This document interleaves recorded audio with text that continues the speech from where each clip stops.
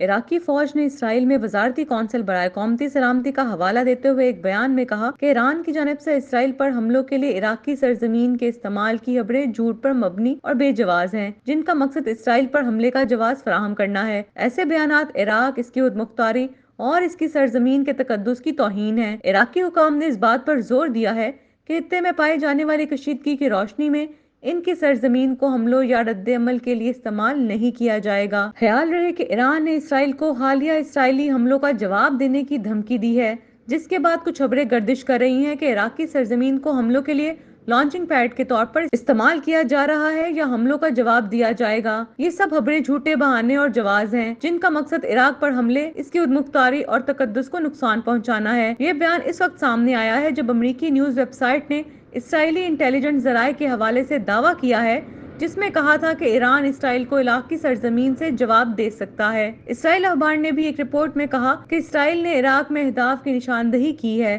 کہ اگر ایران کی حمایت یافتہ دھڑوں نے وہاں سے اسرائیل پر حملے جاری رکھے تو وہ بغداد کو وارننگ بھیجے گا۔ اخبار نے نامعلوم حکام کے حوالے سے کہا کہ سیٹلائٹس ایران سے بیلسٹک میزائلوں اور متعلقہ ساز و سامان کو عراقی سرزمین پر منتقل کرنے کے لیے تہران کے کام کی نگرانی کر رہے ہیں، جس کا مقصد اسرائیل پر متوقع حملے میں استعمال کرنا تھا۔ رپورٹ میں مزید کہا گیا ہے کہ اسرائیل عراقی اہداف کے علاوہ ایران کی حمایت یافتہ دھڑوں سے متعلق اہداف کی نگرانی کرتا ہے۔ بدھ کو عراقی دھڑوں نے اعلان کیا ہے کہ انہوں نے 2 الگ الگ ڈرون حملے کیے جس میں اسرائیلی فوج اہداف کو نشانہ بنایا گیا۔ اس نے 2 الگ الگ بیانات میں کہا کہ اس نے حیفا میں 2 اہداف اور دوسرے جنوبی اسرائیل میں ڈرون سے بمباری کی۔